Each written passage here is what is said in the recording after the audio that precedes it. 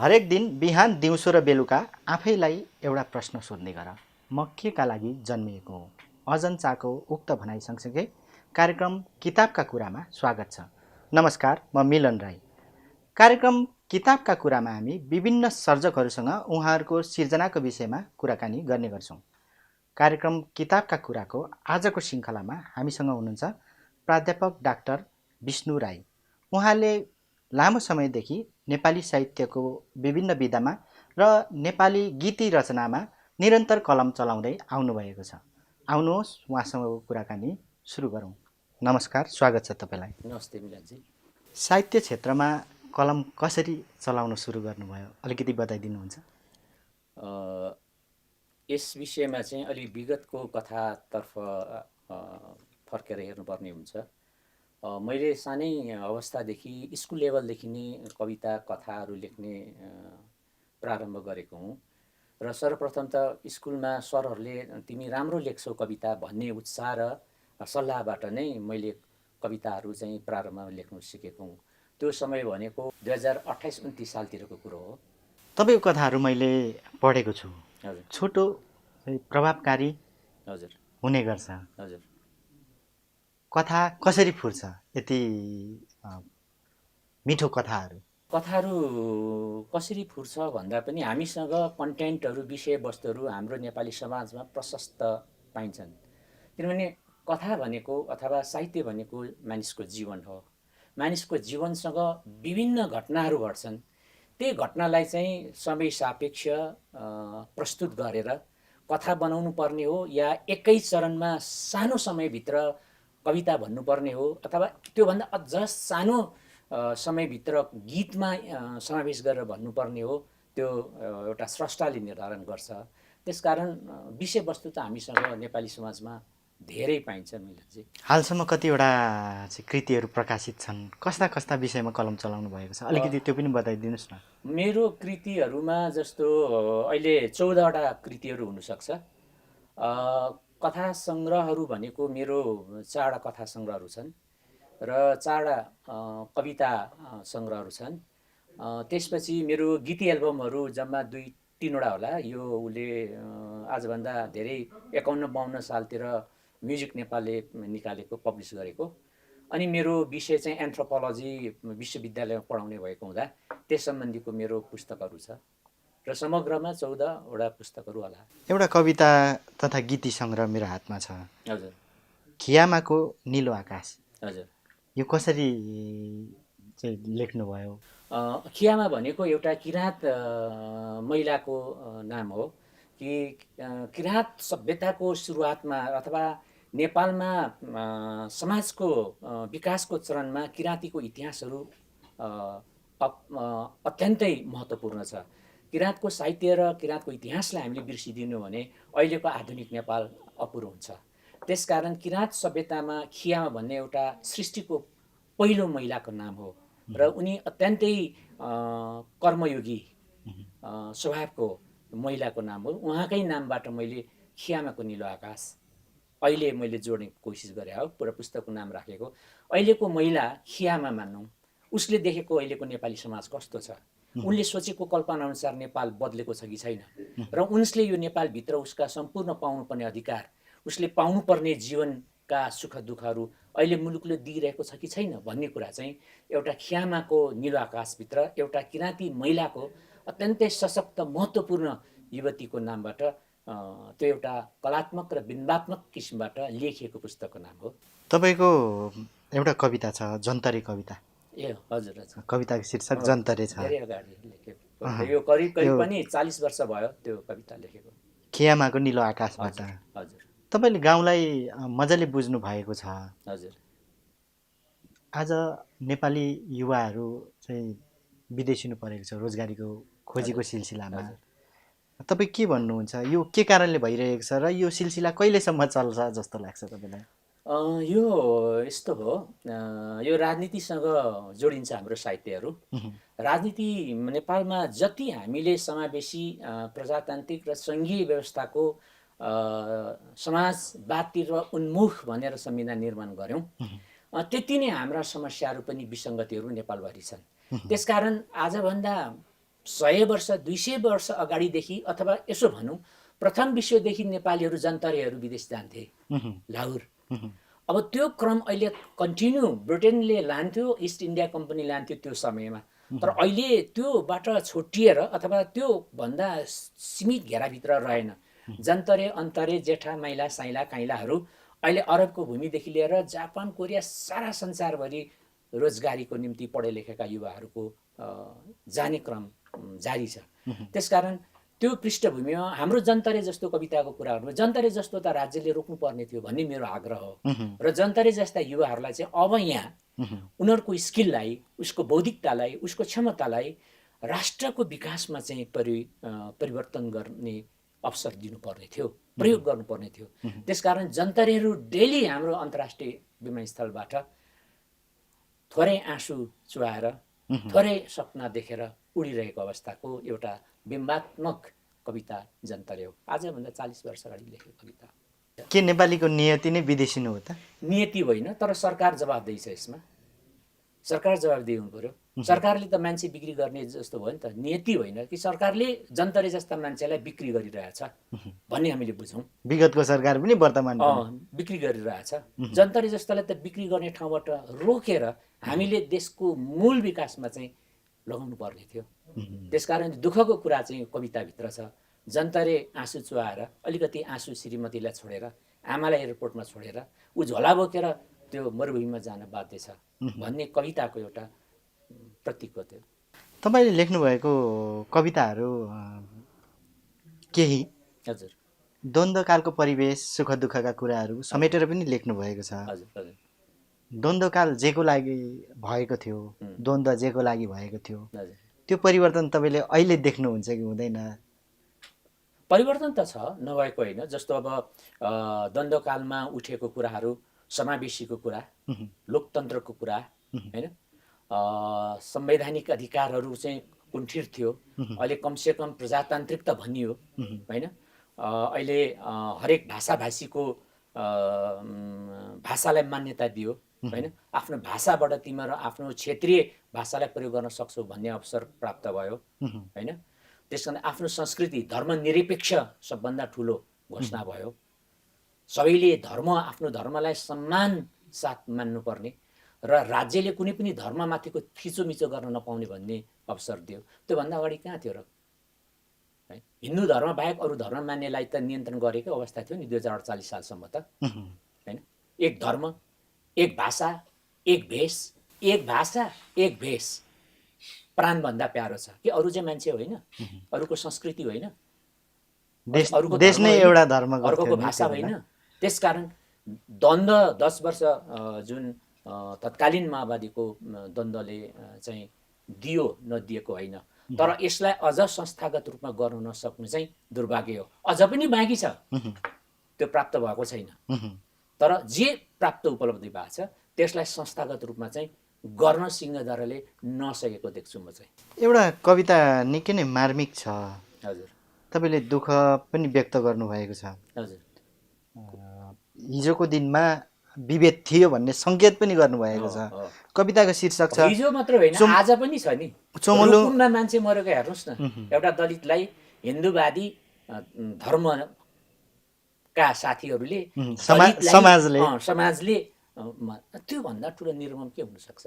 चोमोलुङमाको उत्सव साकेला नाचको कुरा गर्दैछु।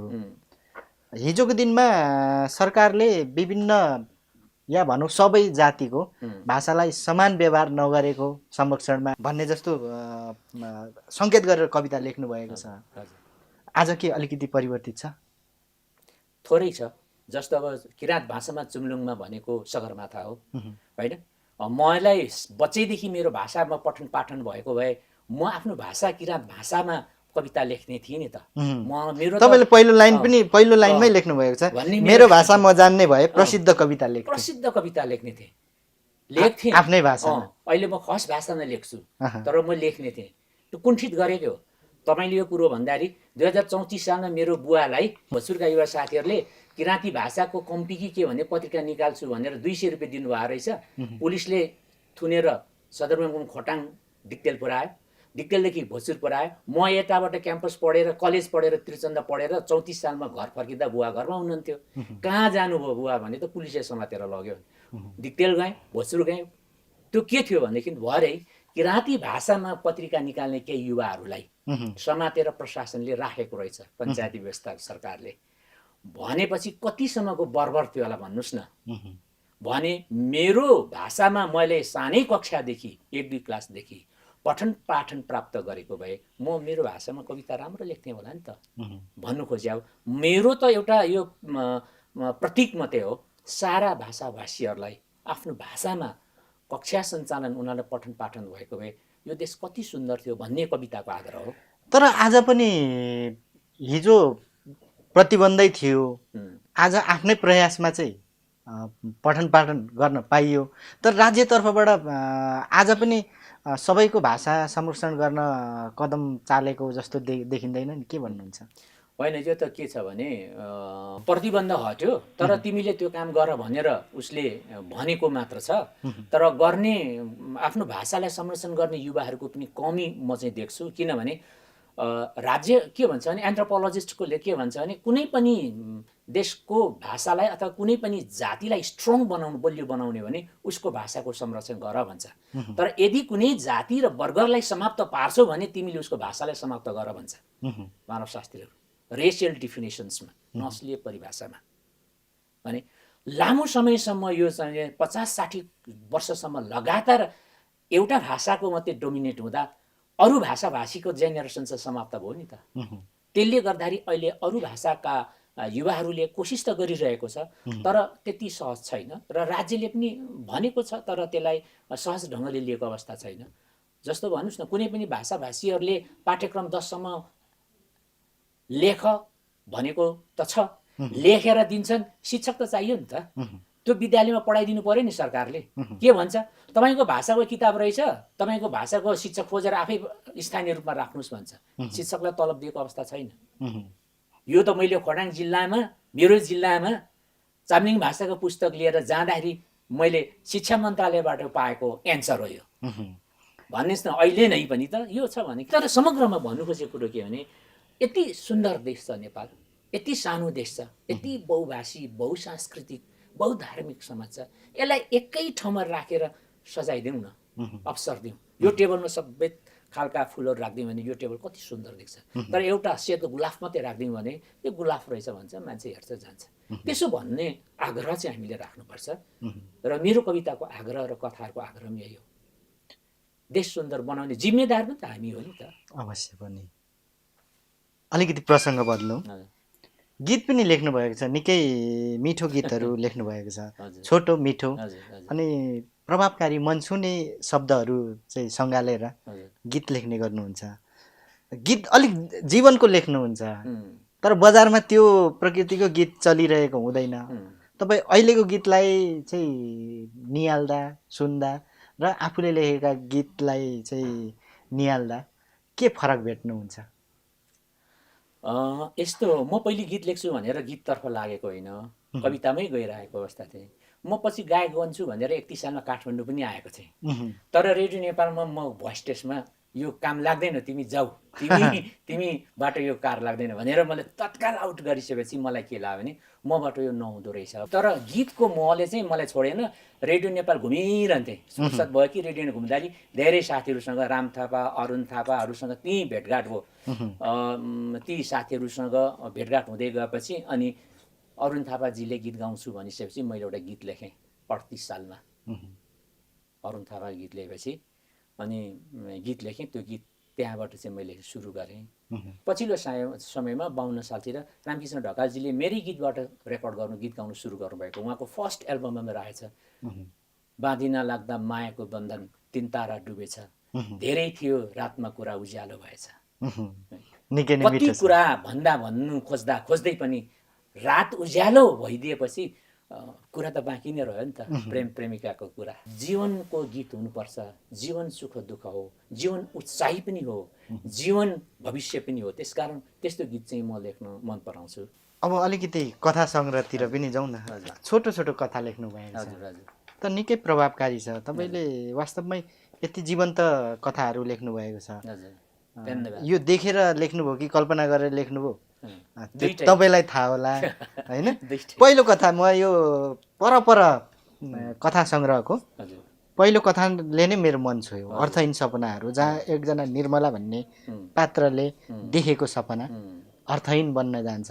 राजनीतिक व्यवस्था परिवर्तन भएसँगै हिजोको दिनमा व्यवस्था फेर्छु, समग्र समाज फेर्छु भनेर लागेका मान्छेहरू वर्तमान अवस्थामा आफ्नो जीवन मात्रै फेर्न लागिरहँदाको कथा लेख्नुभएको छ। यो किन भइरहेको छ? अब यो कथा चाहिँ मलाई झ्याल्यास सम्झना आउँछ 2028 सालको झापा आन्दोलन जति बेला कम्युनिस्टहरूले सुरु गरेको थियो त्यो घटना मैले प्रत्यक्ष दिएको थिएँ दुवागढीकोमा। दुवागढी भनेको ज्यामिरगढी गाउँपालिका छ, अहिले कहाँ छ भने अब त्यसको हत्या र त्यति बेला 5 जनाको पञ्चायत सरकारले मारेको केही युवाहरूको सब मेरो क्लासमेट पनि मेची कलेज पढ्दारीको साथीहरू चौधरी राजवंशीहरू हुनुहुन्थ्यो। मैले सब हस्पिटलमा देखेको चाहिँ पोस्टमार्टम गर्दा वीरेन्द्र राजवंशी। वीरेन्द्र राजवंशी यस अहिले सम्झना त्यही मेरो साथीहरू हुनुहुन्थ्यो उहाँहरूको सबैले। अनि मलाई त्यो घटनाले एकदम टच गर्यो। अनि यता झापा आन्दोलनहरू कम्युनिस्टहरूको चलिरहेको थियो 52 सालमा प्रकाशित भएको पुस्तक होला। अनि धेरै कुराहरू एउटा निर्मला भन्ने पात्रले कामरेडलाई लुकाएर राखेको हुन्छ राजनीतिक दलका मान्छेलाई, सेल्टर दिएको हुन्छ। उसले धेरै क्रियाकलाप गर्छ, खानु पाउने, बसुत्नु पाउने, आराम गर्ने, आफ्नो प्रशिक्षण दिने, सबै यौन सबै चिजहरूले प्राप्त गरिसकेको हुन्छ। सबै चिज छ, उसको कोही कमी छैन है त्यो राजनीतिक कार्यकर्तालाई। राजनीति ओपन भएर आइसकेपछि उहाँ मन्त्री हुनुभयो अथवा ठुलो पदमा बस्नुभयो। त्यसपछि निर्मलाको एउटा सानो छोरो सम्भवतः नेताजीको पनि हुनसक्छ, त्यहाँ बाउको कुरा मैले गरेको छैन। यो एकदम बडो तार्किक र बडो अर्थपूर्ण कथा छ। यो त्यो चाहिँ सस्पेन्स नै छ। सस्पेन्स छ। त्यहाँ अङ्कललाई भन्नु र एउटा जागिर खाएर पढ्नु बाबु भनेर पठाउँदाखेरि अङ्कलले चिन्दिन भन्यो मम्मी भनेर आएको प्रसङ्ग यो। त्यसकारण एउटा अर्थहीन सपना पनि यस्ता अधुरो हुँदो रहेछ भन्ने अर्थ हो। हुनसक्छ सबै कुराहरू आँखाले देखेको सपनाहरू पुरा नहुन सक्दछ, तर केही कुराहरू त परिपूर्ति हुनुपर्ने थियो अथवा मानिसले त्यो सपनाले कति हदसम्म उसलाई चाहिँ बाँच्ने युगसम्म पुर्याउँछ भन्ने एउटा कथाको प्रतीकात्मक हो मिलनजी। र अहिले पनि सान्दर्भिक होला भन्छु। यो जीवन्त छ यो कथा। वास्तवमा भन्ने हो भने हिजोको दिनमा क्रान्तिको बिगुल फुकेर व्यवस्था विरुद्ध लागेका मान्छेहरू अहिले व्यवस्था फेरिँदा पनि हिजो कबुल गरेका कुराहरू भन्दा निकै पर छन्, देखिन्छन्। त्यो भएर अहिले पनि जीवन्त नै छ। बहुत अर्थपूर्ण छ। अर्को एउटा कथा छ हजुर परपर। हजुर यो परपर कथा पनि निकै मार्मिक छ। नेपालको पहाडी जिल्लाका पहाडी गाउँहरू वर्षेनी खाली भइरहेको छ।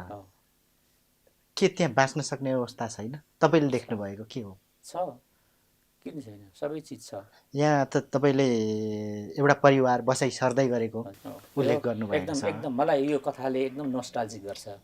यो पनि मेरो विचारमा 35 वर्षभन्दा यो आफैले देख्नुभएको जस्तो तरिकाले लेख्नु भएको छ। मैले तपाईँलाई भने नि स्रष्टाले कुनै पनि स्रष्टा पनि जादुगरी त होइन, तर उसले देखेकै हुन्छ। त्यसमा 70% जति चाहिँ यसो कलर गर्ने हो है। आफ्नो कलालाई कसरी प्रस्तुत गर्ने भन्ने कुरो लेखकको आफ्नो निजत्व हो। थीम चाहिँ देखेको हुन्छ। यो उदयपुर जिल्लाको माथि खोटाङ र उदयपुर जिल्लाको बोर्डरमा जोडिने सुगाचारी भन्ज्याङको कथा हो है। त्यहाँ एउटा ढाक्रे भाइ एउटा परिवार लिएर जाँदै गरेको हुन्छ र वास्तवमा मैले सोधेकै हुन्छु उसलाई कि तपाईँ कता जाँदै हुनुहुन्छ परिवारले, एउटा सानो बच्चा लिएर भन्दा उसले भन्छ ठेगानै छैन, अब हेरौँ कहाँसम्म पुगिन्छ भनेर उसले मलाई भनेकै सत्य रूपमा भनेकै हो। उसको भनाइ त्यही थियो, कहाँ पुगिन्छ ठेगान छैन, तर अब हिँडेको भनिसकेपछि म पनि त्यो भन्ज्याङमा आएर धेरै बस्ने मसँग समय थिएन, किन धेरै बस्यो भनेदेखि रात बास कहाँ बस्नुपर्ने हो ठेगान थिएन। म घर फर्किँदै गर्नुपर्ने, तल कोसी तरेर हिँड्नुपर्ने, उकाली बाटो त्यत्तिकै खतरा थियो, जङ्गलमा बास हुनुपर्ने भने 10 मिनट उसँग भलाकुसारी गरेपछि त्यति गरेपछि म हिँडेपछि अब त्यो कथाले मलाई टच गर्यो। उसले अब परिवार लिएर हिँडेको छ, कहाँ जाने भन्दाखेरि जहाँ पुगिने उनी निश्चितै छैन। अनि मैले कल्पना गरेँ ओहो यो दुनियाँ उसले आँखाले देखेको क्षितिज जति लामो छ त्यहाँसम्म जाने रहेछ ऊ, त्यसपछि कहाँ जान्छ भन्ने कुरो पनि रहेन। त्यसकारण त्यो कल्पनामा एउटा पहाडी जीवनको एउटा युवाले आफ्नो भर्खरकी तरुणी श्रीमती र एउटा सानो बच्चालाई लिएर अब मधेस झर्दैछ र एउटा नानीको भविष्य कसरी निर्माण गर्ने भन्ने कुरोको एउटा अनिश्चित भविष्य बोकेर हिँडेको हो। त्यसकारण पहाडी जीवन मात्र होइन, हाम्रो नेपालको जीवन भनेको कुरो अनिश्चित रूपमा रहेको छ। त्यसलाई सुनिश्चित गर्नुपर्ने थियो अहिलेको सरकारले पनि भन्ने धारणा हो मेरो, यो कथाको आशय। तपाईँको एउटा चर्चित कथा पनि छ, यो कथा सङ्ग्रह अटोग्राफबाट अन्तिम नाच। हजुर, यो अन्तिम नाच कथाको बारेमा आफैले बताइदिनुहोस् न अलिकति। यसमा जीवनेम्मा भन्ने एउटा महिला हुनुहुन्छ। जीवनेम्मा किराँती समाजमा छोरा या छोरी जुन पहिलो जन्मिन्छ उसको नामबाट राखिने हो जीवन। छोराको नाम जीवन थियो, आमालाई जीवनेम्मा, बाबालाई जीवनेम्पा भनिन्छ। हाम्रो पूर्वीय नेपालको पूर्व समाजमा, किराँती समाजमा यस्तो। त्यसकारण यो जीवनेम्माको 60 वर्षे जीवनेम्माको आँखाले धोका दियो धरानमा है। उसले अन्तिम नाचमा भनेको हाम्रो किराँती धर्म परम्परा अनुसार धर्मावलम्बीहरूले साकेला नाच हुन्छ। त्यो नाचमा कुनै समयमा भेटेको एउटा उनको भर्खरको यौन अवस्थामा 16-17 वर्षमा भेटेको एउटा युवकसँग गहिरो प्रेम हुँदाहुँदै उसको सम्बन्ध विच्छेद हुन्छ र विदेशमा पैसा कमाएर आएको लाउरेले उसलाई बजारमा चाहिँ बोकेर अपहरण गरेर लान्छ। 50 वर्ष अगाडि पनि मैले देखेको छु, कसैले मन परेको तरुणी अथवा कसैले मन परेको कसैको श्रीमती बजार घाटमा देख्यो भने उसलाई 2-4 जना मिलेर समातेर लाने अधिकार थियो र श्रीमती बनाउने हो। र श्रीमतीले, त्यो युवतीले पनि म माथि कुनै परपुरुषले हात लगाइसकेपछि अब मैले उहीसँग जीवनयापन गर्नुपर्छ भन्ने परम्परा छ।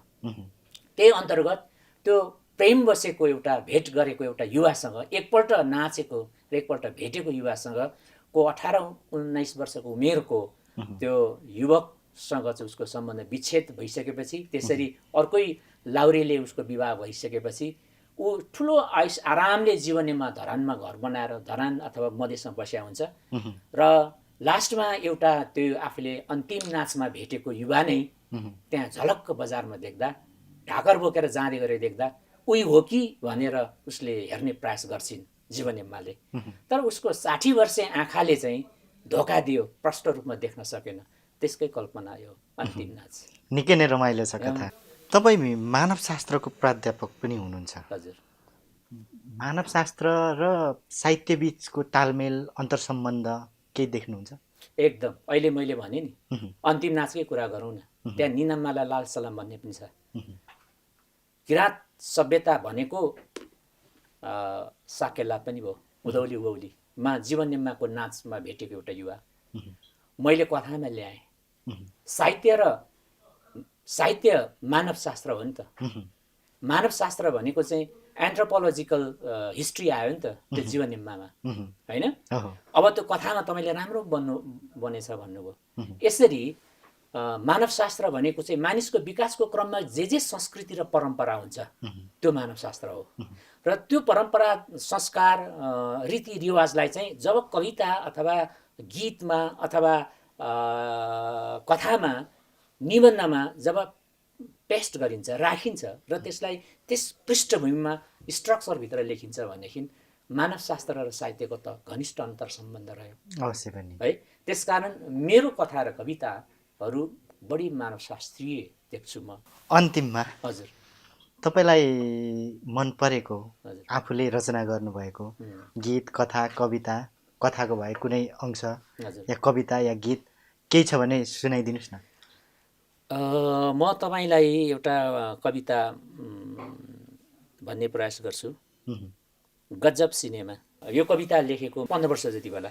जमाना हिरोको, संविधान सिनेमामा हिरो खुब खेल्यो, टिकट काटेर हेरेँ, अलिक झेली कथा लेखेछौ कि कसो, विरोधीको हल्का गर्दन रेटेको पनि मैले सिनेमामा देखेँ, विक्षिप्त मृत्युपछि तिमी हाँसेको सिन मलाई पटक्कै मन परेन, क्रूर शासकको पनि यो हद हुँदैन थियो होला, मन्दिरमा त खुब धर्मको घन्टी बजाएर पुण्य गरे भन्थ्यौ, फिल्मको नायक तिमीले बहुत डरलाग्दो खेल्यौ, तिमीले खेलेको फिल्म मैले टिकट काटेर हेरेँ, महाभारतको प्रभावले हो कि यो शताब्दीमा पक्कै तिम्रो बुद्धि कमजोर होइन। सुन्दर फिल्म मैले हेरेँ, भिलेनको रोल भयानक खेल्यौ, विरोधीलाई बेनेटले घोचेर निर्मम तिमी फेरि हाँस्यौ। फिल्मको अन्तिम दृश्य मलाई मन परेन। तिम्रो भूमिका बहुत खतरनाक थियो, कतै म आफै तरवार लिएर निस्कुँ कि जस्तो भएँ। तर मैले खेल्ने तिम्रो फिल्ममा कुनै भूमिका थिएन। हेर्न तर म बाध्य भएँ तिम्रो फिल्म। ढोका बन्द थियो। मैले दर्दनाक सिन संविधानको फिल्मभित्र हेर्न सकिनँ, पछाडिबाट छुरा हानेको। फिल्मको अन्तिम दृश्यमा बाहिर मान्छे ढलेको मैले देखेँ। यो सिन मैले हेर्नै सकिनँ। संविधान कथा लेखेर रोचक फिल्मको हिरो तिमीले खेल्यौ, अरूलाई गाडेर तिमी उभियौ। म समेत मैले मरेको हेरेँ। योभन्दा ठुलो मृत्यु मेरो के हुन सक्छ? मर्दै मर्दै मैले आफू मरेको सिन पनि मैले हेरेँ। निकै नै मिठो, सशक्त कार्यक्रममा समय दिनुभयो, धेरै धेरै धन्यवाद। धन्यवाद। तपाईँहरूले मलाई तपाईँहरूको टेलिभिजन मार्फत आफ्नो विचारहरू राख्ने अवसर दिनुभयो। तपाईँ र तपाईँका वरिष्ठ क्यामेराम्यान साथीहरूलाई पनि म हार्दिक धन्यवाद भन्न चाहन्छु। कार्यक्रम किताबका कुराको आजको श्रृङ्खलामा हामीसँग हुनुहुन्थ्यो प्राध्यापक डाक्टर विष्णु राई। कार्यक्रम किताबका कुराको अर्को श्रृङ्खला लिएर अर्को साता आउने छौँ। त्यति बेलासम्म हेर्दै गर्नुहोला जनता टेलिभिजन र सुन्दै गर्नुहोला रेडियो जनता 89.1 मेगाहर्ज। हस्त धन्यवाद, नमस्ते।